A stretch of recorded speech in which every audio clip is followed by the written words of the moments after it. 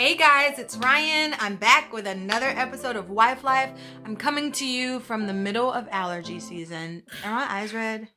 Because they're very watery and I've spent a couple of hours outside. So y'all just don't let it distract you. I'm so sorry. It's rough out here. Recently I went on Instagram and I asked you guys in my story, what topics you got? What do you want to hear about? And you guys did not disappoint. You gave me tons of material to add to my already long list of things that I feel like I need to talk to you guys about. So this episode, we're gonna discuss one of the topics you gave me, which is how to encourage your spouse to get back into church after church hurt and to continue his call. As soon as I read that one, I was like, oh, yep, been there, done it. So let's talk about it.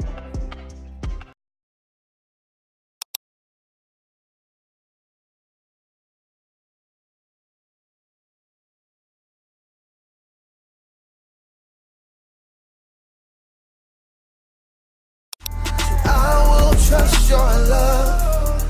I will trust your words. I will trust your wisdom. Yeah. I will put you first. I'm not going to get into it, but suffice it to say that within the first few years of my marriage, my husband experienced the worst church hurt that he had ever encountered before. And he was so broken that he didn't want to go to church, hear about church, look at a church, drive past a church. He did not want to jump back into another relationship with a church anytime soon. And it was difficult to deal with. I'm a church kid. I'm a preacher's kid. I'm an elder's kid. I grew up in church and I could not imagine a world where my husband did not want to go to church.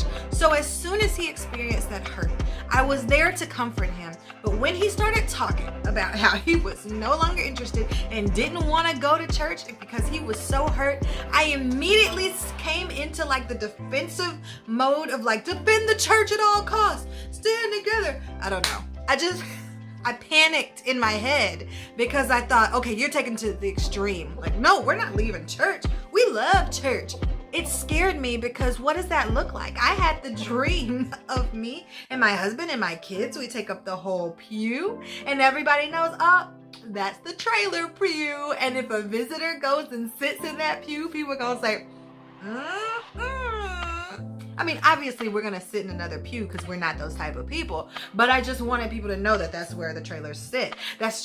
It was my dream. And then we ride in our SUV to church, we ride back home. I turn around to the back and be like, what did you guys talk about in Bible class? And ask my husband, what did you think about the sermon? That was my dream. Okay, so when I saw something happening that was threatening to shatter that dream, I went into panic mode. I was like, nope, it ain't happening. Babe, what are you talking about? I'm sure they didn't mean anything by it. What all happened? Tell me everything. I'm looking for ways to defend the church. Even though I wasn't trying to defend the church, I was trying to prevent him from being hurt. I was trying to find a way to make things better logically. But all I was doing was alienating my husband. So the first thing that I just want to encourage you women to do is grieve with your husband. Let him know that you understand his hurt and that it is okay for him to be vulnerable in front of you and express that hurt because his feelings are legitimate. And don't try to rush him through that. He's allowed to be hurt. And if you have a husband that is willing to actually expose his hurt, you should encourage that because that way he can heal. It was hard for me to face the facts that there was nothing that I could really do physically. I could not force my husband. He's not my child. I cannot make him go until he wants to go. That's not gonna work. He is a grown man. But the most powerful thing that I could do for my husband was to pray for him. And not just to pray for him, Lord, make him go back to church, Jesus, please, Lord.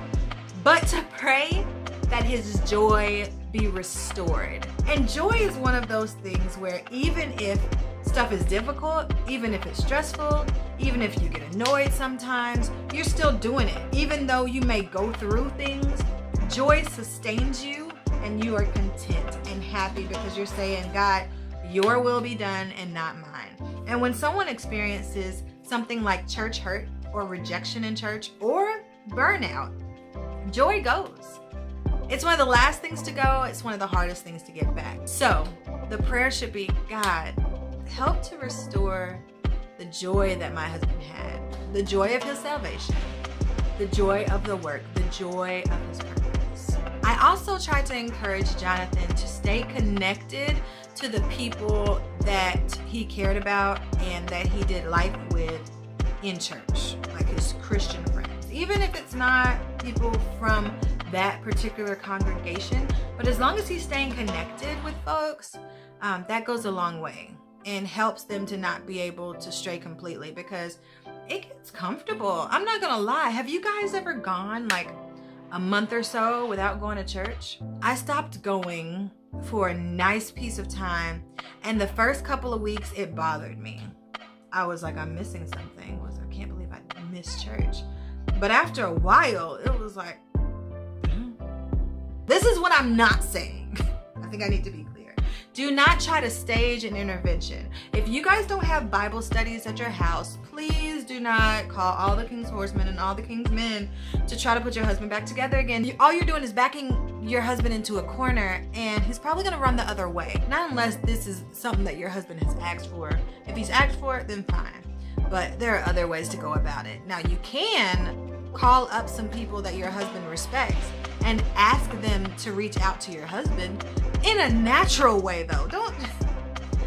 Y'all know what I mean. Nobody wants to feel manipulated, and men especially do not want to be manipulated by their wives. Think about your motives. Protect yourself from bad motives. Do not become a stage wife. Okay, let me explain. Your wanting for God to be glorified needs to be greater than your want for your husband to reach his fullest potential. Because even if your husband doesn't reach his fullest potential, God's will still be done and his work will still be carried out. So are you okay with the work being done and it not being done through your husband? Because if your husband has dealt with church hurt and he gets to the point where he is ready and willing, wants to be back in the fold, in the congregation, wants to go back and assemble, if he says, I want to be back, but I'm not ready to be in any type of leadership role or to serve in any type of capacity like that when it comes to a church setting, would you be okay? Would you consider that a win? Or would you still be pushing and prodding? When you see somebody pray, do you think, oh, that should have been my husband? What are your ambitions for your spouse and what are they based off of? I don't want y'all to be distracted by what's going on in the back, so I'm going to try to wrap this up because she's stirring. I encourage Jonathan to turn his heart to the unbeliever when the believer disappointed him. Nobody is called to the four walls of the church, but your husband's calling and your calling is to do more than just serve the saved. We are supposed to save the lost. So encourage him to turn his heart to the unbeliever, which is where God's heart is anyway, and to have a realistic expectation of those that are in the church. We know that Christians are gonna hurt us, but when they do, it's like, I mean, I thought you were just gonna make fun of me or something. I didn't know you were gonna cut to the core. And lastly, build your husband up where he's been torn down. What does that look like? Stir your husband to good works. Point out all of the great things that he does. Point out his wonderful qualities, his areas for growth, the potential that you see in him. When we experience church hurt, we experience rejection. And men, when they experience church hurt from a leadership level, it is a form of rejection, not only from somebody that they respect, but somebody who they consider to be a spiritual father or a spiritual family. So in the same way that you would need to build up someone who has lost that relationship, that's exactly how we should be building up our spouse. But I want you to keep something in mind. Don't take this personally. Your husband has experienced hurt. Maybe he's feeling burned out. Pray. Pray for him. Do not lose hope. Do not withhold from your spouse. Don't use sex, respect, intimacy in any form as a bargaining chip or as punishment for an experience that he's had. We can be a little bit more gracious.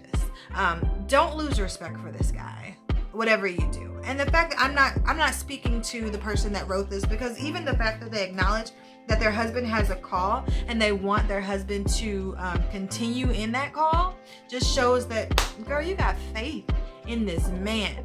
There's not a one size fits, and we just need the discernment from God to say, okay, God, I need you in this, but I need you to tell me how I need to be for him right now, because he doesn't need just sister so-and-so. My husband doesn't need sister trailer all the time, blessing him and coming through the house and praying all over the place.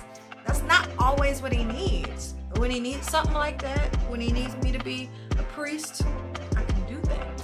But when he needs a best friend, I can also do that. And when he needs to be a wife, I can do that. And if he needs a mom, that ain't me.